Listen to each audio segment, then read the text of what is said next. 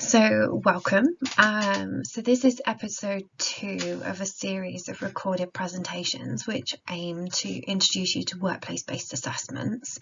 And these are a requirement within your FICM training pathway.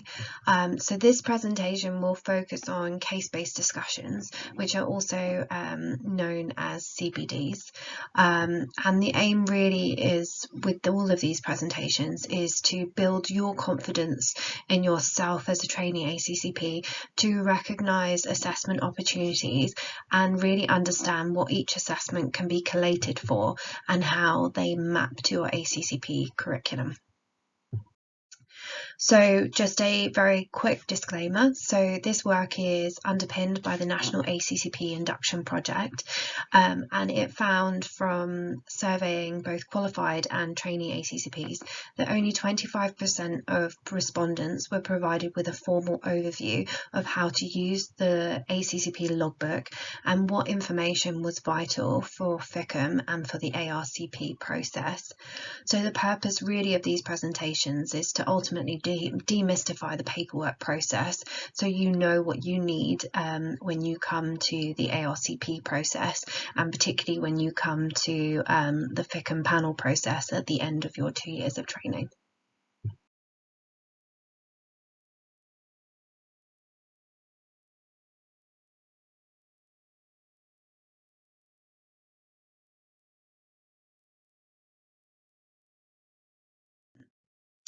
And case-based discussions are often surrounding the overall management of a patient, and it will often cover a variety of curriculum areas, including your evidence-based practice, safe practice, your team working skills, your clinical knowledge, and your overall skills.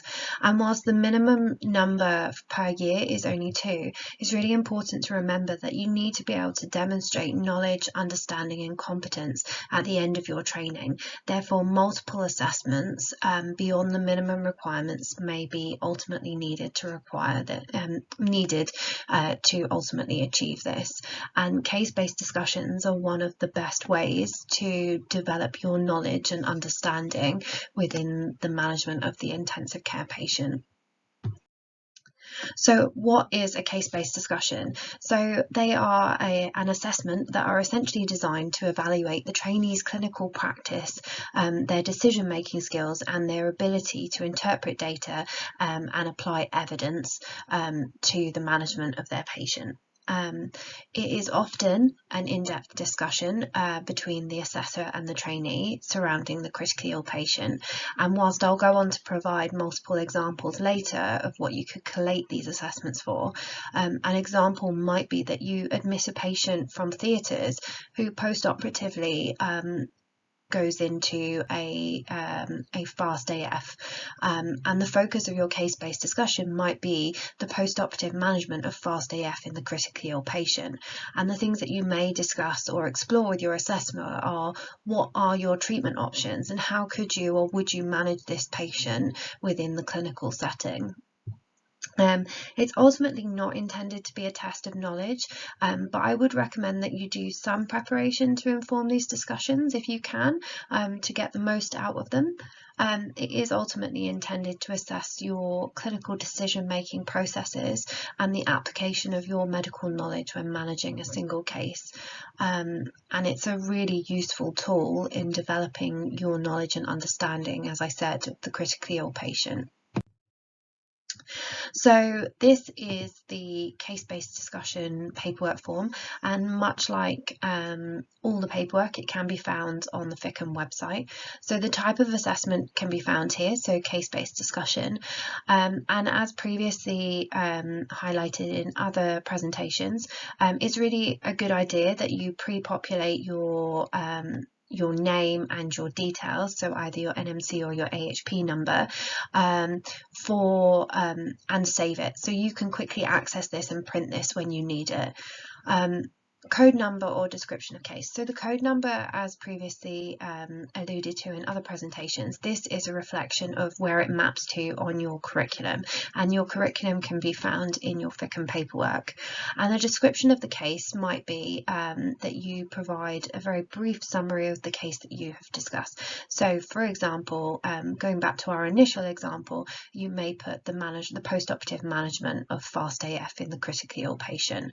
Other things might be post-ROS care, or the management of a patient following an out-of-hospital cardiac arrest, for example. You need to provide which clinical setting you are assessed within, and for most of us this would be in an ICU setting. You are then given some feedback which is specific to your assessment.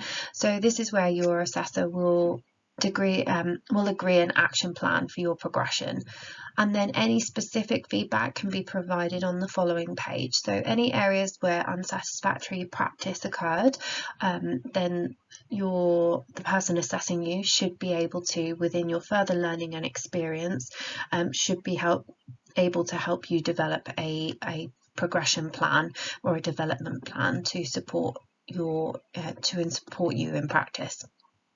And as I said, this assessment can be found on the FICM website.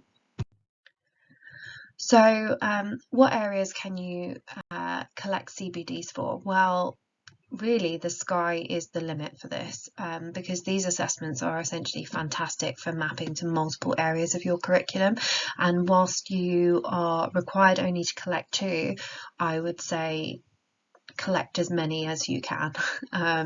They are really great for developing your knowledge, but also building on your competence within the role as an ACCP. And I have provided a list of example areas for where you could collect CBDs for. And again, these are not an exhausted list. This is just examples. So, management of your patient post out of hospital cardiac arrest, management of fast AF, how do you manage a patient with intra-abdominal hypertension, or post-op management of patients in intensive care, polypharmacy overdoses. Really these are all the kind of presentations that you would see within your critical care population.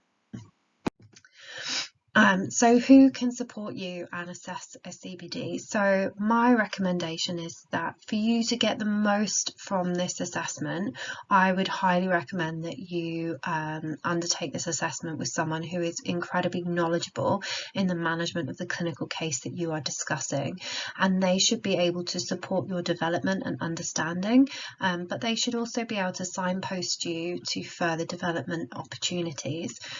So the kind of key areas that you may look at discussing or having a case-based discussion with would be your consultant population, your registrar population, and potentially your qualified ACCPs if that is felt appropriate locally.